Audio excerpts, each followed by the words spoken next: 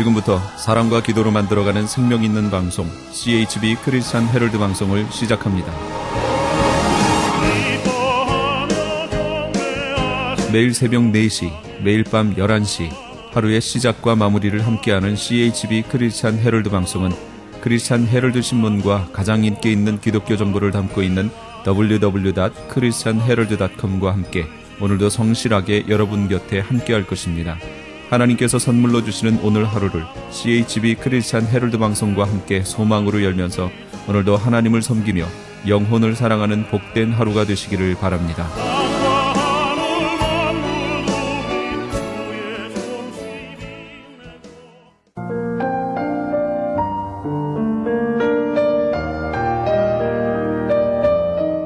영혼의 쉼터.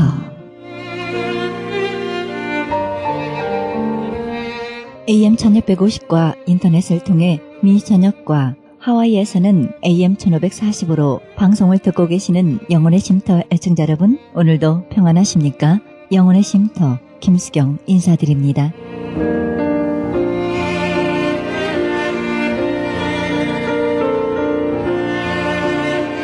여러 해 전 걸프전 때 고속도로 상해 한 광고판에는 이런 글귀가 쓰여져 있었습니다. 준비하십시오. 예수께서 곧 오십니다. 많은 기독교인들은 예수님의 재림을 절대적으로 믿었습니다. 그때 타임지는 많은 미국인들이 종말이 곧 오리라고 믿었다고 기록하고 있습니다. 우리가 예수님의 재림을 위해 기도하든지 예수님의 조속한 재림을 기대하든지 한 가지는 확실합니다. 예수님은 다시 오실 것입니다. 성경은 언젠가 예수님께서 하늘의 구름을 타고 다시 오실 것에 대해 추호의 의심도 남기지 않았습니다. 그리고 그가 다시 오실 때 모든 믿는 자들은 그와 함께 영원히 살 것입니다. 그날을 잘 맞이할 수 있도록 기도해야 할 때인 것 같습니다. 새 하늘과 새 땅이 오도록, 그리고 재림의 주님을 맞이할 수 있도록 준비할 때란 생각해봅니다.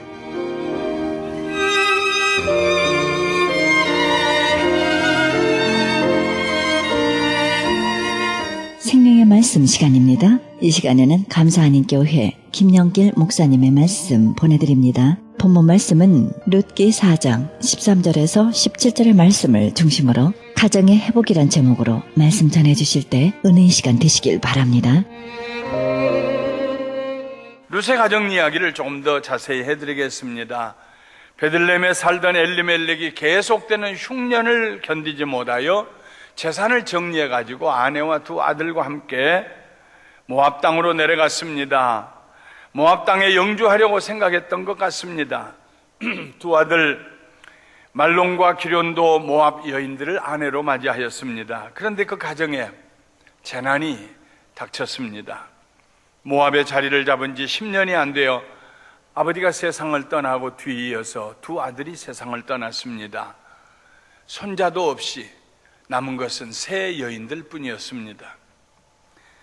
어느 날 베들레헴이 흉년에서 벗어나 살만하다는 소식이 들어왔습니다. 그동안에 눈물로 세월을 했던 나오미는 고향이 생각났습니다. 내가 무엇을 바라고 무슨 소망이 있어서 이 남의 나라 땅에 머물러 있다는 말인가? 고향으로 돌아가자. 내 뼈라도 거기에다 묻자. 이런 생각을 하고 고향으로 돌아갈 준비를 했습니다. 두 며느리들이 어머니를 따라서 베들레헴으로 올라가겠다고 나섭니다. 그러나 나오미의 강력한 권고의 말을 듣고 둘째 자부 오르바는 친정으로 돌아갔습니다. 그런데 큰 자부 룻은 뜻을 굽히지 않고 이렇게 말합니다. 저에게 억지로 어머니 곁을 떠나라고 강요하지 마시고 어머니와 함께 가게 해주세요. 어머니께서 가시는 곳에 저도 가고 어머니께서 사시는 곳에 저도 살겠습니다. 어머니의 백성이 저의 백성이 되고 어머니의 하나님이 저의 하나님이 되실 것입니다. 어머니께서 돌아가시는 곳에서 저도 죽어 묻힐 것입니다. 죽음이 우리를 갈라놓기 전에 만일 제가 어머니 곁을 떠나면 여호와께서 저에게 무서운 벌을 내리시기를 원합니다. 현대인의 성경에서 읽었습니다. 오늘 설교를 하면서 앞으로 나오는 성경 구절은 다 현대인의 성경에서 읽을 것입니다. 마침내 시어머니와 며느리가 베들레헴으로 돌아옵니다. 돌아오긴 했지만 고향으로부터 돌려받을 수 있는 것이 아무것도 없었습니다. 집을 세놓고 간 것도 아니요, 밭을 세놓고 간 것도 아닙니다. 다 정리하고 갔기 때문에 돌아와서 몸을 기거할 방 한 칸도 없었습니다. 오는 날부터 며느리 룻은 이삭을 주우러 나가야 했습니다. 마침 보리와 밀을 거두는 추수철이어서 그나마 다행이었습니다. 룻의 가정은 이처럼 일말의 소망이 없었습니다. 그런데 결론적으로 말씀드리면 룻은 성경에서 가장 행복하고 존귀한 가정을 이루게 됩니다. 그의 증손자가 다윗 왕입니다. 그의 후손 가운데 예수님이 태어나셨습니다. 마태복음 1장에 보면 룻은 예수님의 족보에 나오는 4명의 여인 중에 하나로 그 이름이 기록되어 있습니다. 더 이상 망가질 것이 없이 망한 가정, 더 이상 깨어질 틈이 없이 깨어진 가정, 그 가정이 어떻게 이렇게 완전한 가정이 되고 존중이 여김을 받는 가정이 되고 역사에 남는 가정이 될 수 있었을까요? 룻기를 읽어보면 3가지 비밀을 발견할 수 있습니다.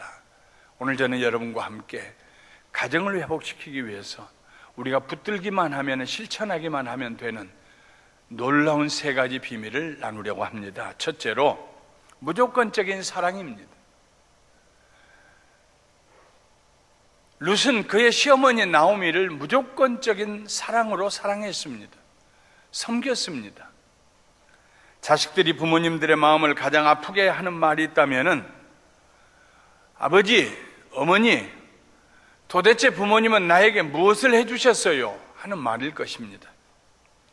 평소에 자녀에게 이것저것 많이 해주신 부모님은 속으로 저 녀석은 아무리 해줘도 고마워할 줄도 몰라 하고 대수롭지 않게 넘기겠지만, 정말로 아무것도 해준 것이 없다고 자책하는 부모님에게는 이 말보다 더 아픈 말이 없을 것입니다. 우리가 사는 이 시대는 늘 무엇인가 바라는 시대입니다. 부모에게서 바라고, 형제에게서 바라고, 하나님에게서도 바랍니다. 은혜를 모르는 시대입니다. 놔주고 길러주신 것이 얼마나 큰 은혜인데 나 위해서 뭘 해줬느냐고 따지고 덤벼드는 시대가 되었습니다. 나오미는 룻에게 아무것도 해줄 수가 없었습니다. 고향이라고 돌아왔지만 내 것이라고 할 만한 것은 아무것도 없었습니다. 동네 사람들이 반갑게 맞아주었지만 수치감에 얼굴을 들 수가 없어서 나오미는 두문불출하고 살았을 것입니다. 남편과 2 아들을 다 잃고 과부 며느리 하나 데리고 돌아왔는데 무슨 할 말이 있겠습니까? 그렇게 되려고 고향 떠났느냐고 사람들이 말은 하지 않지만은 무언의 함성이 들리는 것 같았을 것입니다. 어느 날 룻이 어머니에게 말합니다. 어머니, 제가 밭에 가서 이삭을 줍게 해주세요. 혹시 친절한 사람이라도 만나면 제가 그를 따라다니며 이삭을 줍겠습니다. 어머니의 허락을 얻은 룻은 그날부터 이삭을 주우러 나갔습니다. 룻은 어머님을 섬기기 위해서 어머니의 고향, 세상을 떠난 자기 남편의 고향으로 올라왔습니다. 어머니가 섬기는 하나님을 섬기기 위해서 이스라엘 땅으로 올라왔습니다. 룻에게 있어서 하나님을 빼면은 아무것도 없습니다. 무엇을 얻기 위해서 올라온 땅이 아닙니다. 그는 어머니를 섬기기 위해서 왔습니다. 무조건적인 사랑으로, 아가페적인 사랑으로 어머니를 사랑하기 위해서 올라왔습니다. 그의 어머니가 그에게 보상해 줄 것이 아무것도 없습니다. 하늘에 계신 하나님이 보상해 주면 감사한 일이지만, 그러나 그것도 룻은 마음속에 생각하지 아니하고 다만 어머니를 섬기기 위해서 올라왔습니다. 그리고 어머니를 봉양하기 위해서 이삭을 주우러 나갑니다. 그날 하나님께서 룻을 보아스의 밭으로 인도하셨습니다. 보아스는 룻의 가까운 친척이며 베들레헴 성의 유지였습니다. 룻이 보아스의 밭으로 이삭을 주우러 간 것은 우연이 아니었습니다. 하나님의 인도하심이었습니다. 하나님의 은혜를 사모하며 이스라엘 땅으로 올라온 룻, 어머니를 공경하며 어머니의 노년을 책임지기 위해서, 헌신하기 위해서 올라온 룻, 그 룻을 동네 사람들이 알아보았습니다. 그 땅, 그 밭의 주인 보아스가 알아보았습니다. 보아스와 룻 사이에 있었던 그날의 대화를 읽어보면은 이런 내용이 됩니다. 먼저 보아스가 말했습니다. 내 말을 듣게. 이삭을 주우러 다른 밭으로 가지 말고 여기서 우리 집 여자 일꾼들과 함께 있으면서 이삭을 줍도록 하게. 내가 젊은 남자들에게 그대를 건드리지 말라고 단단히 타일러 놓았네. 목이 마르거든 언제든지 물통 있는 데로 가서 일꾼들이 길어온 물을 마시도록 하게나. 그러자 룻이 땅에 얼굴을 대고 절하면서 말합니다. 어찌 나 같은 이방 여인에게 이런 친절을 베풀고 도와주십니까? 보아스가 대답합니다. 나는 그대가 남편을 잃은 이후로 시어머니에게 한 일을 모두 들었네. 그리고 그대가 어떻게 부모가 있는 고향을 마다하고 이곳 낯선 땅에까지 와서 살고 있는지도 다 알고 있네. 이스라엘 하나님 여호와께서 그대가 행한 대로 갚아주시기 원하며 그분의 보호를 받고자 온 그대에게 풍성한 상을 주시기를 원하네. 무너진 가정, 아무 힘이 없는 연약한 한 아녀자 과부 룻이 초석을 놓습니다. 다시 세우기 위해서. 그것은 아무것도 물려줄 것이 없는 시어머니 나오미를 조건 없이 사랑하고 섬기는 룻의 사랑이었습니다. 그런 룻에게 하나님께서 가만히 말씀 없이 쳐다보고 계시던 하나님께서 은혜를 베풀어 주셨습니다. 룻을 보아스의 밭으로 인도하셨습니다. 보아스의 마음을 감동시키셔서 일하는 일꾼들에게 뭇에서 좀 빼서 모르는 척하고 좀 집어 던져서 이삭을 죽게 하라고, 눈치 보이지 말으라고, 꾸짖지 말으라고 특별하게 부탁을 했습니다. 그날 룻이 주운 이삭이 22리터입니다. 2마리입니다. 5분의 2 가마입니다. 생각해 보십시오. 얼마나 많이 이삭을 주었습니까? 세상에 하루 이삭을 주어서 어떻게 그렇게 주울 수가 있습니까? 보아스가 그렇게 했다는 것을 룻이 알았을까요? 아마 몰랐을 것입니다.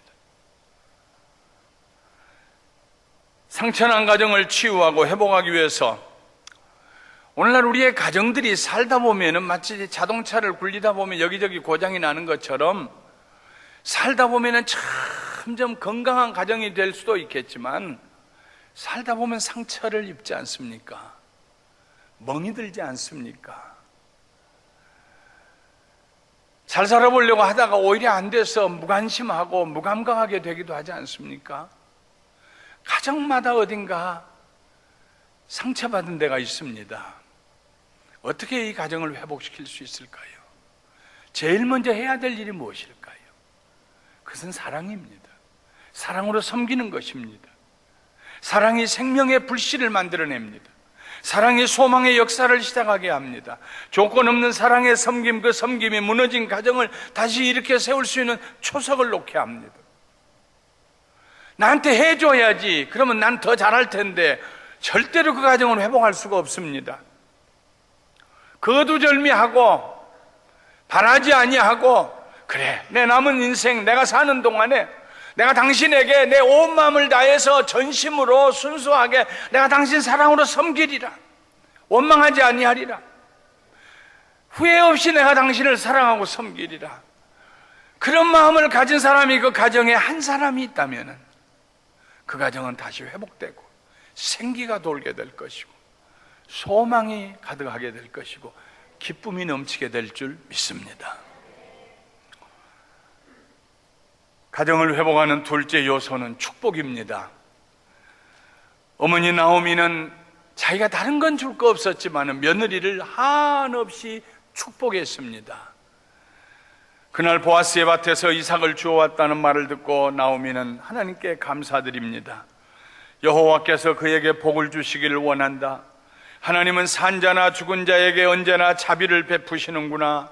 그 사람은 우리를 돌볼 책임이 있는 가까운 우리 친척 중 하나이다.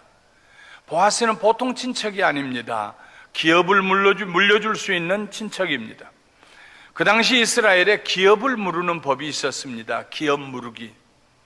가문 중에 한 가정이 생활이 궁핍하여 밭을 팔면 생활이 넉넉한 친척이 그를 위하여 그 밭을 대신 사주는 법이었습니다. 그렇게 함으로써 한 가문에 할당된 땅이 다른 가문으로 옮기는 것을 막아 주었습니다. 하나님께서 룻을 보아스의 밭으로 인도하셨고, 보아스가 추수가 끝날 때까지 룻으로 하여금 일꾼들 곁에서 이삭을 줍게 허락하였다는 사실은 하나님의 섭리입니다. 룻은 그렇게 6주 내지 8주 동안 보아스의 밭에서 보리이삭과 밀이삭을 주었습니다.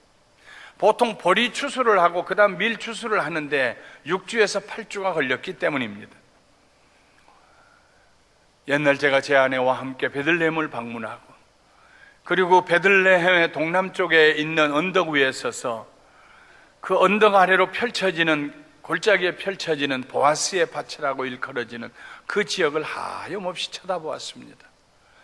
보아스는 룻을 어디에서 만났을까? 어디까지가 보아스의 밭일까?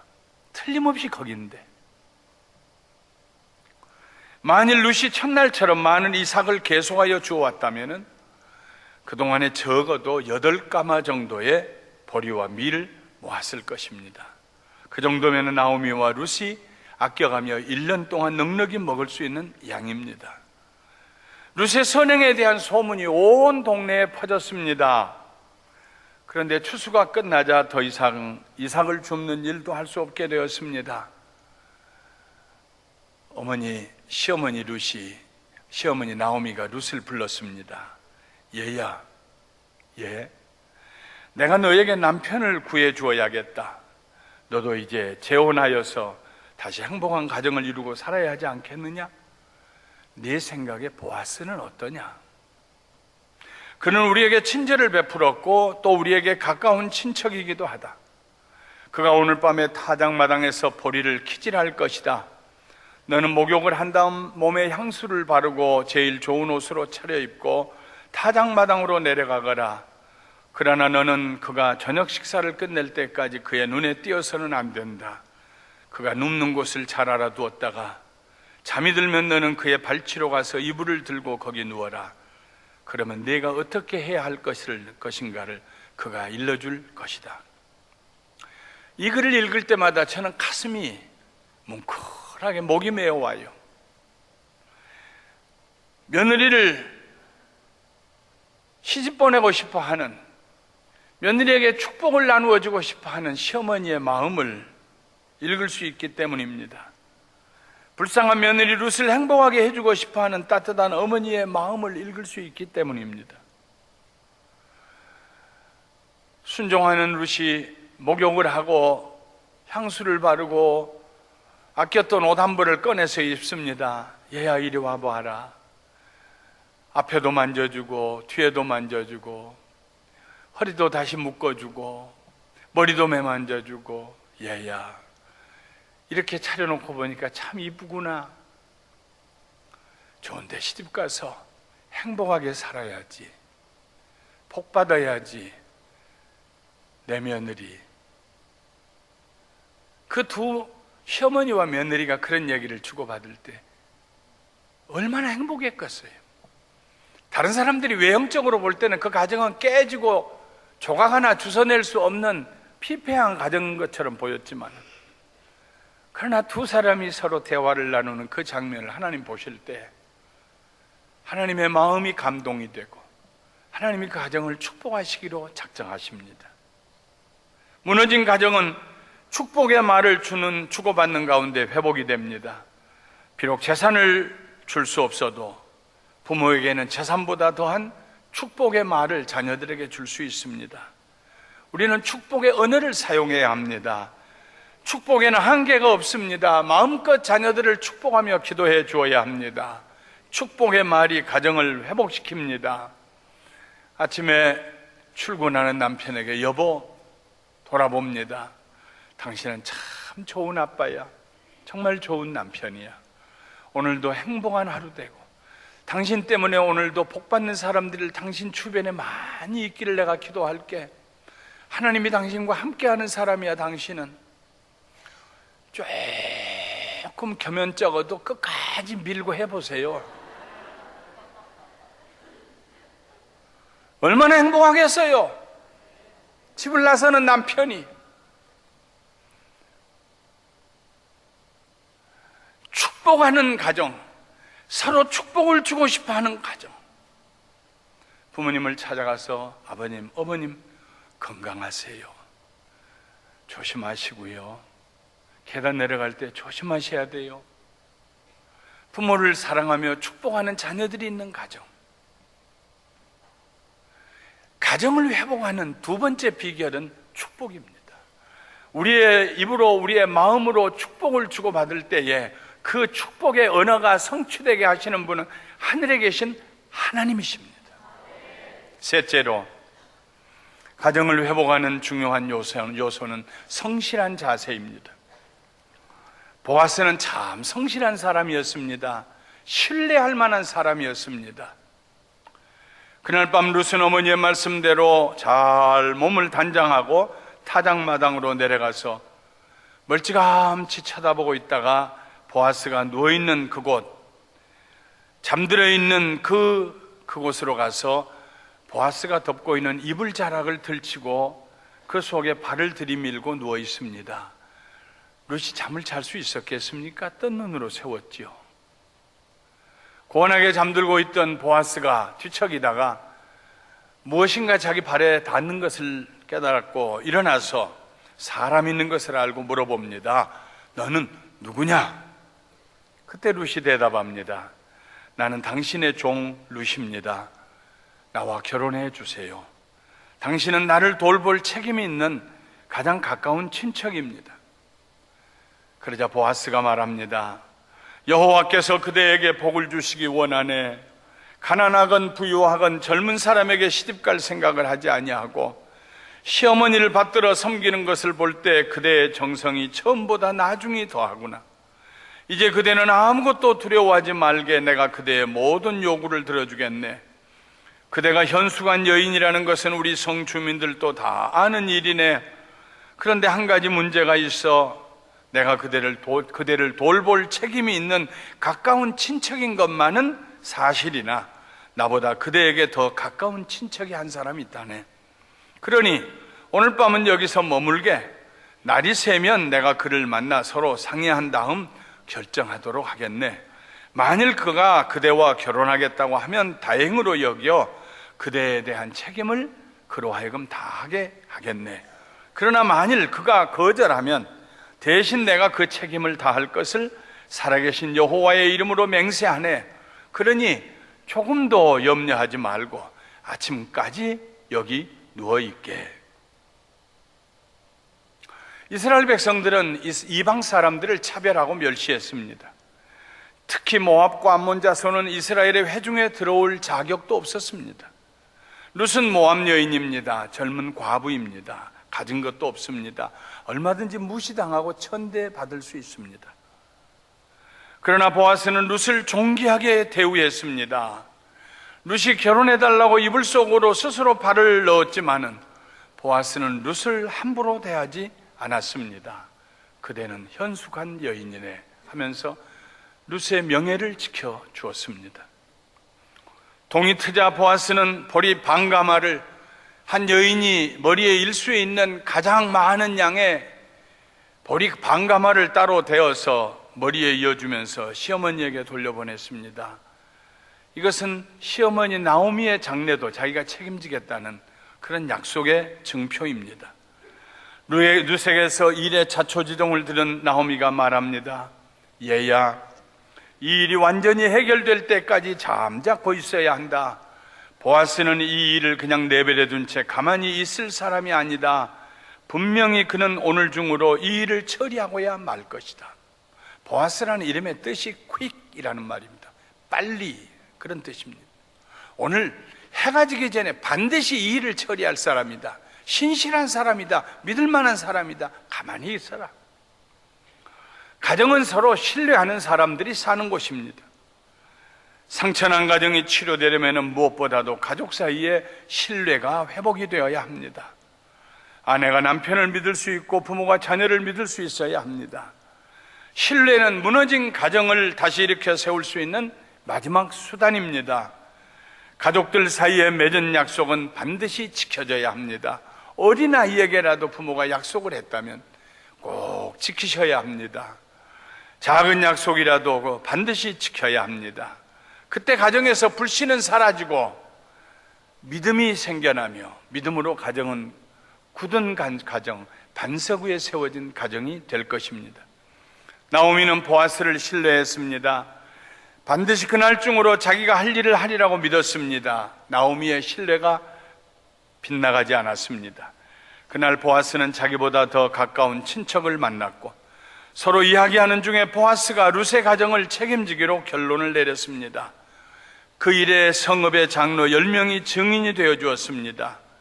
그리고 그 장로들이 보아스에게 축복의 말을 건넵니다. 이 젊은 룻이 그대의 아내가 되어서 그대에게 아들을 낳아주기를 바라네.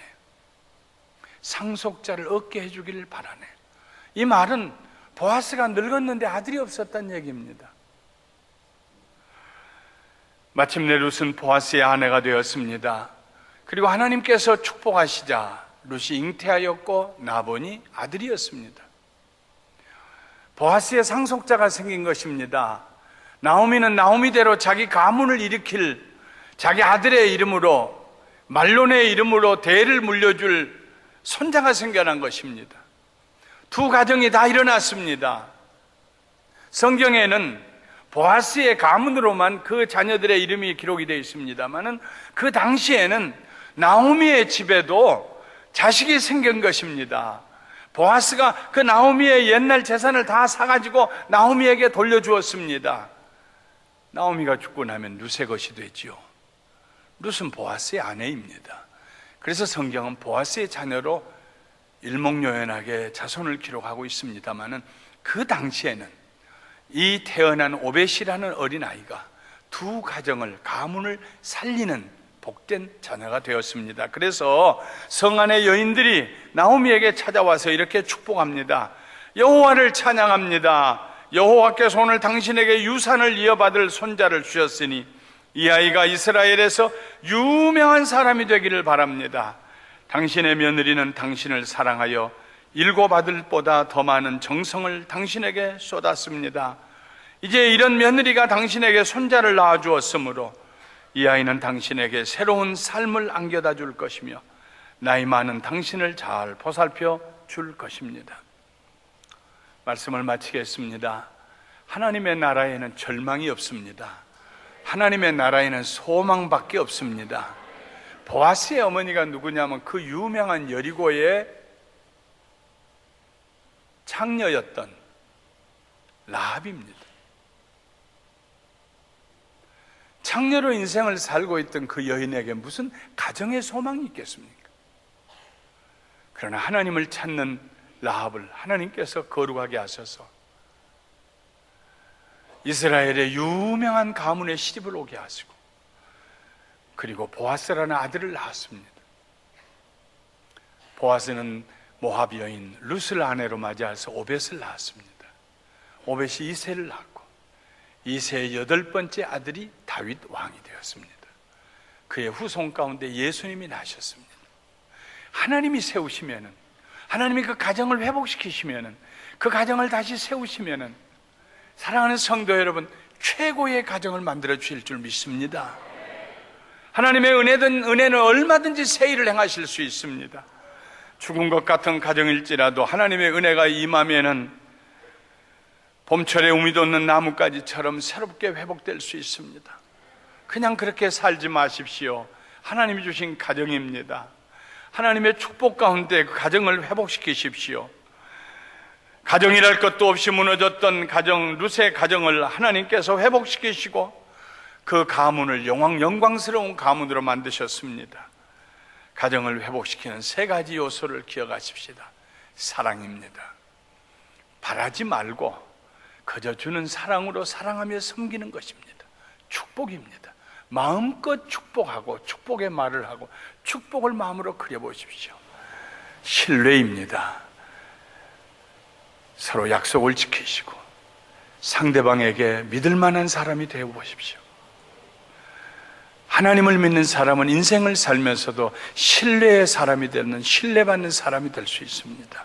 사랑하는, 사랑이 넘치는 가정, 축복이 넘치는 가정, 신뢰가 넘치는 가정, 그 가정은 회복되고 치료받고 새로워지고 오늘 이 시간뿐만 아니라 장래의 영원토록 자자손손이 복받는 가정이 될 줄 믿고 또 우리 모두의 가정이 그렇게 되시기를 주님의 이름으로 축원합니다. 지금까지 감사하니 교회 김영길 목사님의 말씀 들으셨습니다. 감사하니 교회는 6937 오렌지드롭 애비뉴 부엔나팍에 위치하고 있습니다. 신앙상담이나 교회 안내를 원하시는 분은 전화 714-521-0991, 714지역 521-0991로 연락하시기 바랍니다.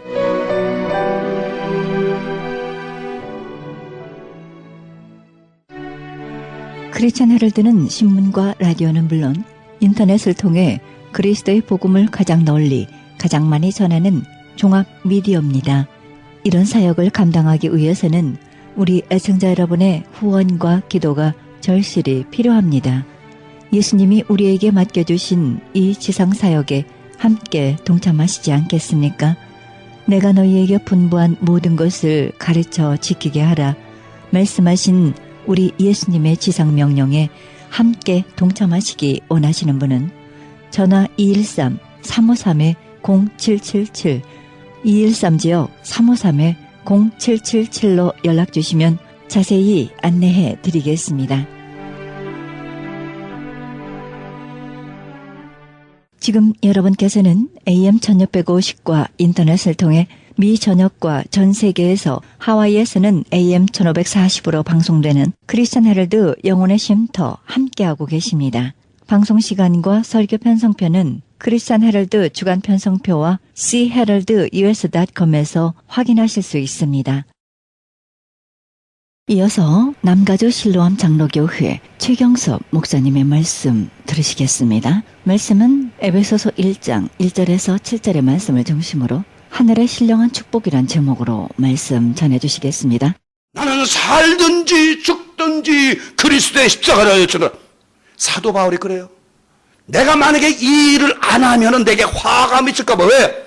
하나님께서 사도로 보내셨는데 만약에 사도의 일을 감당 안 하면 뭐가 와요? 화가 미치는 거예요. 여러분들, 이 세상에서 여러분들이 환난 핍박을 당하는 이유 중에 하나가 뭔지 아십니까? 하나님께서 이 땅에 보내신 그 사명과 목적을 제대로 이루지 못하기 때문에 환난과 핍박이 오는 경우도 많아요. 여러분, 이 땅에 부부가 잘 맺어서 자손 많이 낳고 가정을 이루고 잘 살라고 했는데 그것을 파괴한 사람들은 결국은 환난과 핍박이 오잖아요. 하나님께서는 생육하고 번성하라고 그랬어요. 근데 오늘날 많은 사람들이 자식을 낳기 싫어요. 자손 낳기 싫어요. 결국은 그것으로 뭐야? 나라에 큰 환난이 오고 말까 하는 거예요. 한국은 지금 2050년 가면 얼마? 지금 인구가 반으로 준다 그러잖아요. 이들 가면 전부 노화 현상이에요. 젊은 아들이 아래 안 나요. 결국은 그 생육하고 번성하라 하나님의 섭리를, 그 사명을 무시하면 어떻게 돼요? 결국은 나라가 망하게 되는 거예요.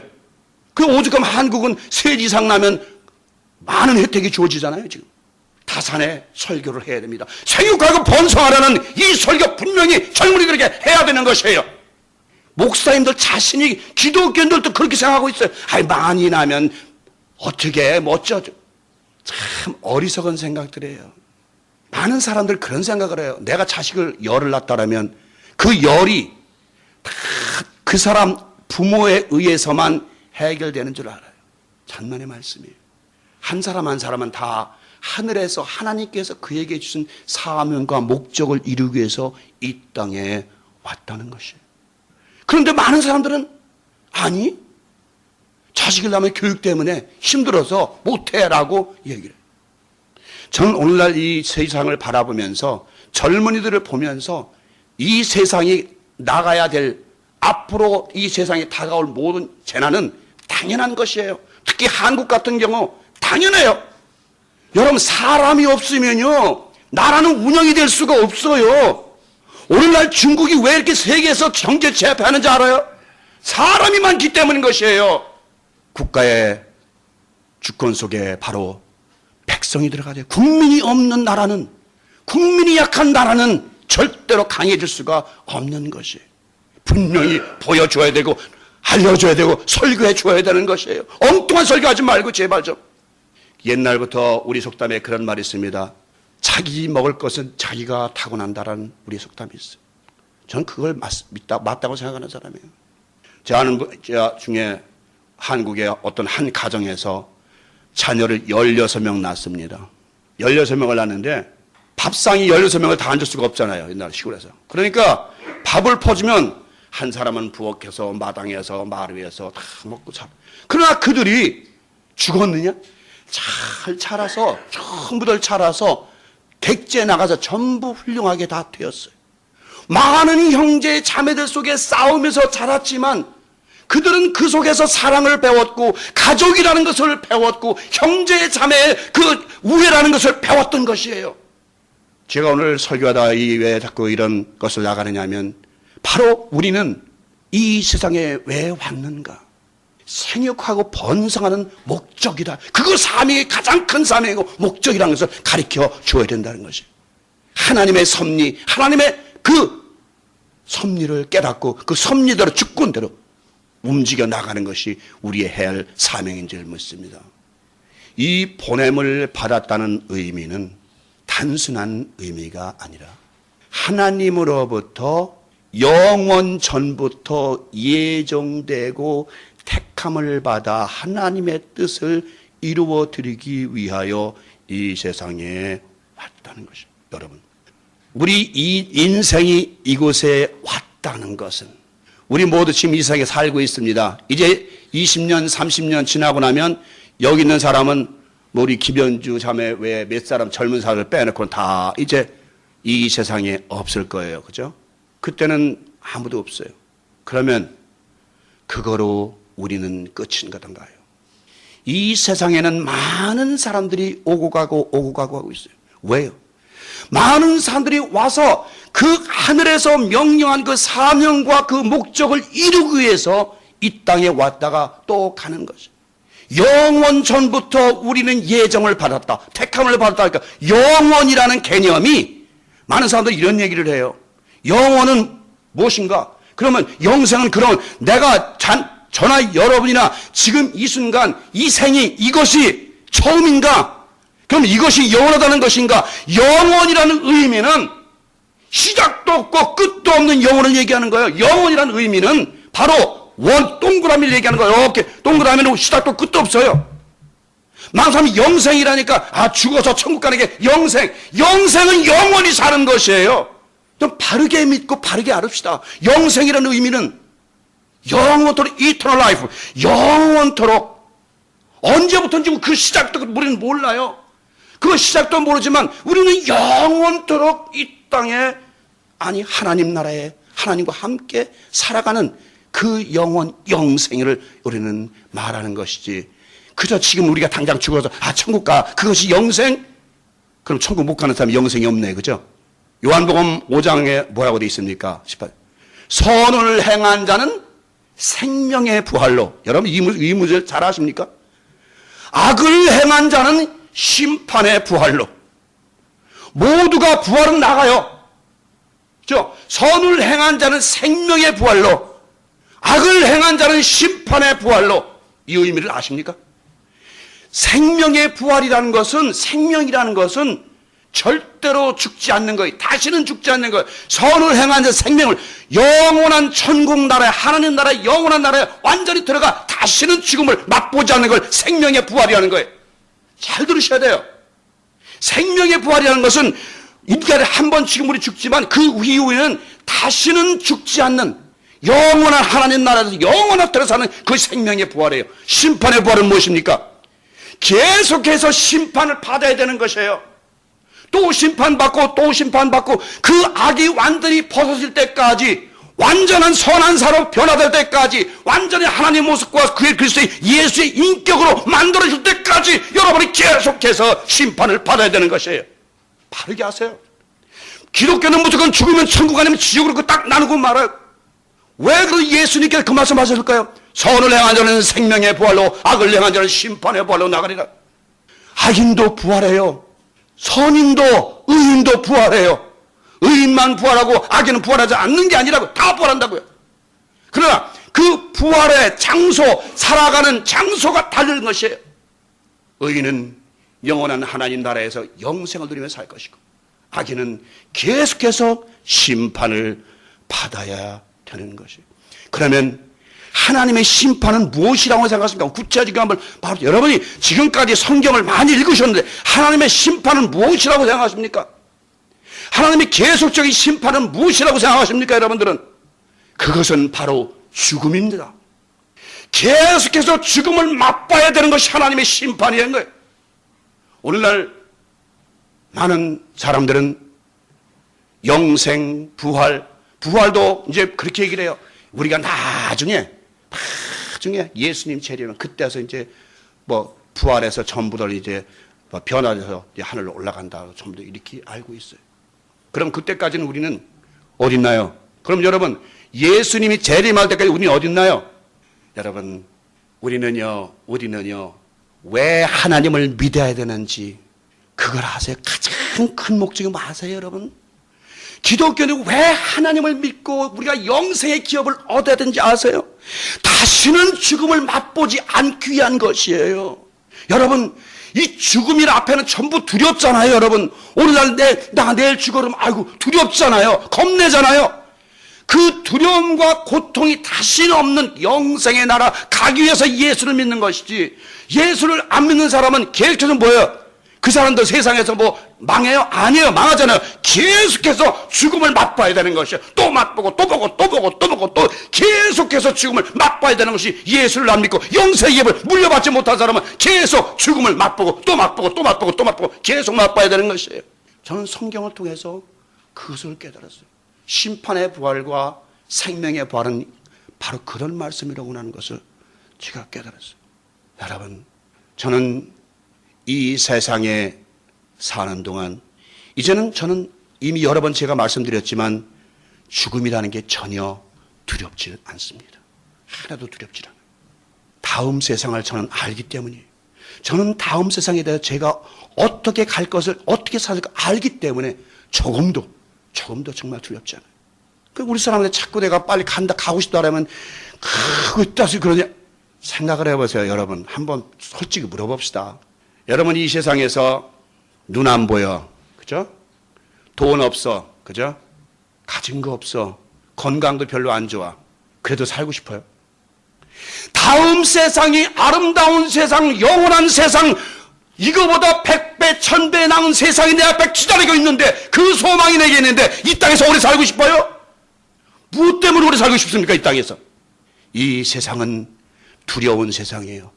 차가 와서 들이받을까봐 두렵고, 비행기 타가 떨어질까봐 두렵고, 가난할까봐 두렵고, 병이 올까봐 두렵고, 오늘 누가 나를 와서 해칠까봐 두렵고, 나를 살인할까봐 두렵고, 내 돈을 빼앗을까봐 두렵고, 내가 가난할까봐 두렵고, 내가 실패할까봐 두렵고, 계속해서 이 세상은 두려움과 걱정과 근심뿐이에요.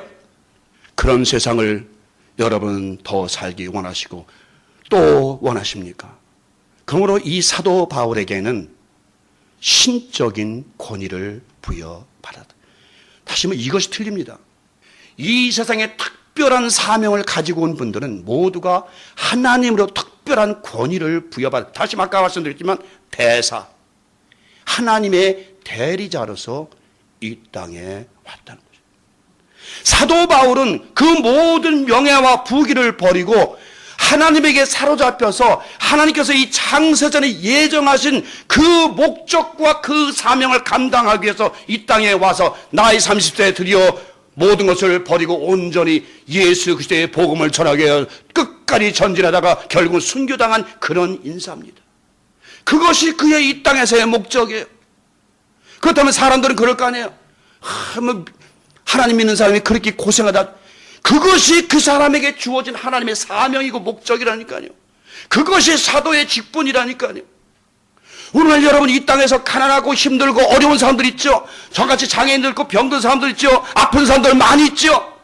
나서부터 병든 사람들이 많이 있죠. 왜 그들은 이 땅에 와서 그런 삶을 살아야 됩니까? 바로 그런 사람들에게 정상적인 삶, 여러분들은 그들을 돕고 그들을 사랑하고 그들을 위로하고 그들에게 행복을 빌어줘야 될 수 있는 여러분 사명을 가지고 이 땅에 태어났어요. 우리 많은 사람들은요, 이 땅에 온 목적, 그것을 교회도 잊어버리고 모든 사람들이 잊어버리고 살고 있습니다. 바로 여러분들은, 여러분 정상적인 사람들은 바로 여러분의 앞에 있는, 옆에 있는, 주위에 있는 가난하고 병든 자, 힘든 자들을 돕고 살으라고, 그들을 도와주라고, 여러분의 눈에 보이는 사람들을 분명히 도와야 되는 것이에요. 그들을 외면한다면 바로 여러분 하나님께 주신 사명을 난 안 하겠소 하는 거나 똑같은 얘기예요. 눈에 보이는 것, 그것을 외면한다면 하나님의 사명을 외면하는 것이에요. 사도 바울은 하나님의 신적인 권위를 받았기 때문에 많은 이적을 행할 수 있었던 것이에요. 이미 말씀드렸지만 이 세상에서 아까 말씀드렸지만 큰 부자는 하늘에서 낸다고 되어 있어요. 이제 믿지 않은 그런 기업인들도 바로 하나님께서 이 땅에 가서 경제적인 사명을 잘 감당하라고 보낸 사람들이에요. 그들이 천국까지 지옥까지는 우리 아무도 판단하지 마십시오. 나는 모릅니다. 그러나 기독교인들도 마찬가지예요. 이 땅에 하나님 믿고 예수 그리스도 피로 말미암아 구속감을 받은 여러분들과 저는 막연하게 맨날 성경 말씀만 달달달달달 외우는 것이 아니라 말씀대로 행하고 순종하고 따라야 되는 것이에요. 그것이 우리의 사명이에요. 우리는 행동으로서 나타내 보여줘야 합니다. 교회에서만 성경 말씀만 달달달달 몇 천절 외우는 것이 중요한 것이 아니라 그 말씀대로 나가서 실전에서 현장에서 여러분들이 전파하고 전해야 되는 것이에요. 예수님 이 땅에서 말씀만 했습니까? 아니잖아요. 가난한 자들과 함께 먹고 함께 마시고 병든 자를 고쳐주고 어디든지 그분은 가셨어요. 여러분이 예수님께서 3년 반 동안 그냥 예루살렘에 있었다 고기만 했다고 여러분들 전경이 신구약 66권에서 배웠죠. 천만의 말씀이요. 예수님은 그보다 훨씬 많은 생애를 이 땅에서 전도하면서 하셨어요. 마태, 마가, 누가에는 오직 3년 반만 기록하고 있지만 예수님은 이미 12살 이후로는 흔적이 없어요. 33살 때까지 18년 동안은 어디서 뭘 하셨는지 전혀 근거가 없어요. 뭐 하셨을까요? 집에서 밥만 먹고 일반적으로 살고 계셨을까요? 아니죠. 그분은 이미 12살 때 모든 선생들보다 위에 있었고 모든 지식이 출중한 분이었어요. 그런 분이 집에 앉아서 목수질만 했다고요? 나무 대패질만 했다고요? 그런 설교하시는 분들, 예수님은 이미 예루살렘에 등장하시기 전부터 유대 땅에 등장하기 전에 30세 이전에도 많은 사역으로 여러 나라에서 여러 민족에게 하나님의 나라를 선포하고 전파하셨던 것을 여러분은 아셔야 될 거예요. 또 많은 분들은 그럽니다. 예수님께서 부활 후에 40일 동안 이 세상에 있었다고 그런 얘기를 합니다. 40일인지 여러분 성경은 40일로 되어 있지만 여러분 그것도 조차 얼마나 더 오래 계시면서 전파하셨는지 여러분은 모르십니다. 그래서 사도 요한이 뭐라고 말했냐면 이런 얘기를 해요. 그분이 만약에 하신 것을 다 기록한다면 그 책은 이 세상에 둘지라도 다 둘 수 없다. 왜요? 3년 반 동안 한결만 기록하는데도 그 정도라고요? 아니죠. 그분이 하신 일을 다 기록하게 되면 이 세상에도 그 책을 둘 자리가 부족할 것이다 라는 말씀은 무슨 말씀이에요? 여러분 성경을 좀 잘 읽어보시면 예수님께서 우리에게 주시는 그 영적인 말씀이 있는 것이. 예수님 이 세상에서 엄청난 긴 세월 동안 예루살렘을 통해서 모든 땅을 통해서 백성에게 복음을 전하셨어요. 마지막에 이제 구약 성경의 모든 걸 이루기 위해서 마지막에 예루살렘 성에 와서 잡혀 십자가에 달려 돌아가셨지만 그 전까지도 그분은 하나님 나라에 대해서 계속 온 나라에 다니면서 발로 다니시면서 선포하고 다니신 것을 여러분은 아셔야 될 것입니다. 여러분, 이 시간 나온 김에 더 말씀드리면, 자 보세요. 예수님께서, 많은 사람들이 이렇게 생각을 해요. 예수 딱 길에 지나가면서 낚시하는 사람한테, 얘들아 그 고기 그만두고 나를 따라오너라 그러니까 따라왔다고 성경 기록돼요. 그런데 만약 여러분들이 한번 바꿔 생각해 보자고. 여러분들이 열심히 지금 사무실 열심히 일을 하고 있는데 어떤 사람이 와서 얘들아 그 사무실 그만두고 나를 따라올래? 그러면 따라가겠어요? 여러분, 우리 성경은요, 성경은 그렇게 기록해 놓으셨지만은, 성경을 간단하게 기록해 놓으셨다면 그 이면 그 배경에는 그 제자들의, 하나님께서 그 제자들 예수님께 붙이신 그 배경은 이미 그를 또 하나님께서 이 땅에 보내셨기 때문에, 12사도를 이 땅에 특별히 택해서 보내셨기 때문에 그들이 예수님이 말한 말씀 한마디에 따라갔던 것이에요. 여러분, 우리는 좀 성경을 좀 이제 바로 알고 바로 깨닫고 좀 이런 어떤 그런 신학적인 면만 자꾸 따지지 말고 이제 실제적인 면, 실천적인 면, 실제 우리 생활에 적용할 수 있는 그런 말씀을, 그런 성경을 여러분 배우셔야 되고 행하셔야 될 것입니다. 오늘 말씀은 여러분이 보냄을 받았다는 것, 여러분이나 저나 아무런 목적 없이 아무런 사명 없이 이 땅에 보내심을 당한 것이 아니라 우리는 모두가 하나님의 뜻을 이루기 위해서 하나님의 신이 우리에게 명령하신 그것을 다 감당하고 이루기 위해서 이 땅에 왔습니다. 만약에 여러분이나 저가 하나님의 그 사명과 하나님 맡기신 그 사명을 감당하지 못하고 그냥 돌아간다면 여러분들은 뭐예요?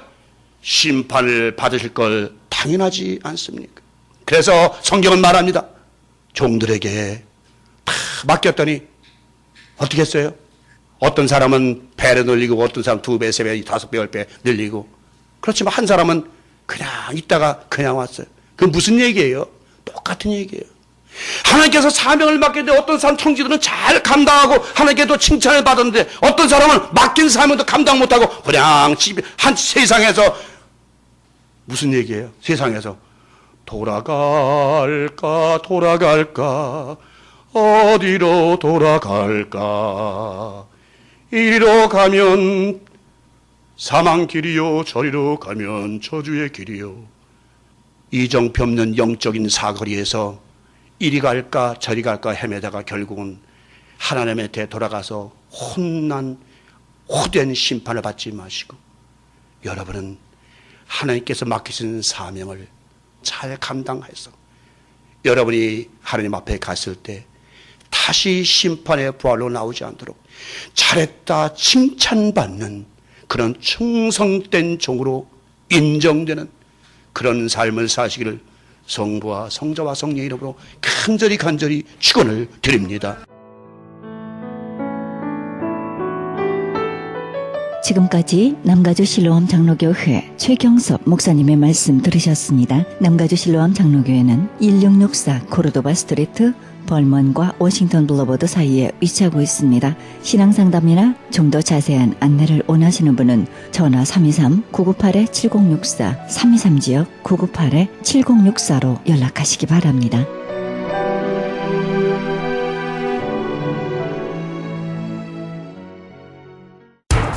기적의 영양제 M3를 아십니까?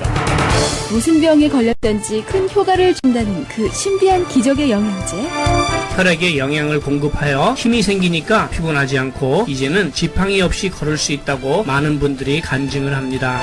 혈액 해독, 기력 회복, 뼈 골수 영양 공급, 심장, 뇌, 혈전 용해. 유태인 회사가 제조한 특수 영양제. M3. 혈액 순환을 잘 되게 하는 최고급 영양제. M3. 크던 작던 아픈 곳이 있다면 M3.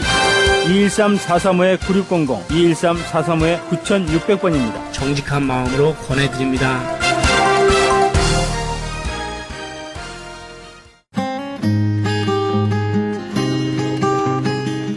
헤럴드 게시판 안내입니다. 효사랑 선교에서는 미주 청소년 효 글짓기 그림 공모합니다.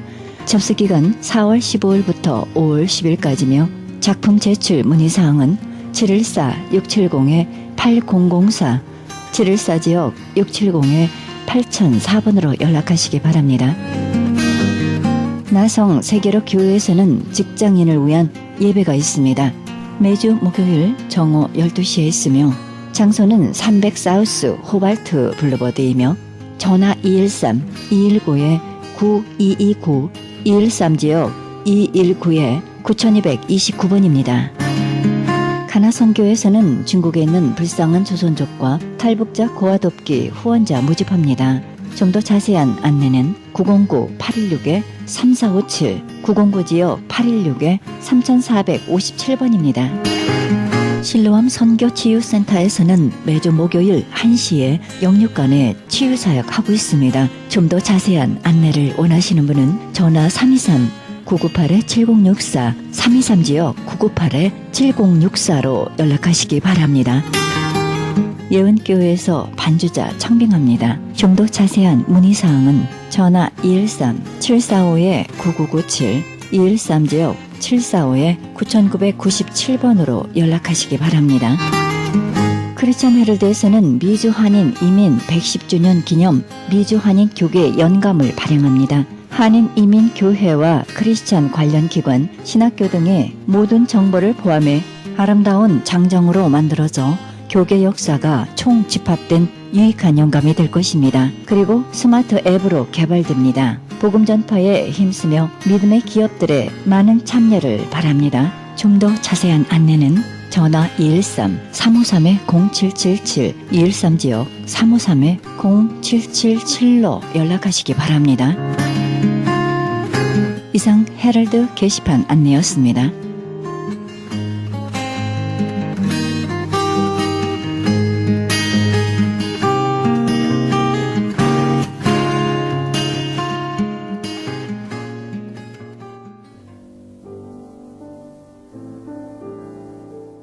너희는 믿지 않는 자와 멍에를 같이 하지 말라. 의와 불법이 어찌 함께하며 빛과 어두움이 어찌 사귀며. 고린도후서 6장 14절입니다. 큰 꿈을 꿀 수 있는 곳을 찾으시기 바랍니다. 믿음의 수준을 한 단계 끌어올리시기 바랍니다. 부정적인 환경을 떠나 승리의 분위기가 넘치는 곳으로 가시기 바랍니다. 절망이 아닌 희망이 있는 곳으로 용기가 솟고 뭔가 해보자는 의지가 샘솟는 곳을 찾으시기 바랍니다. 새로운 단계로 나아가기 위한 힘을 얻을 수 있는 곳이 어디입니까? 좋은 일이 일어나기 전에 먼저 그 일을 마음에 그리시기 바랍니다.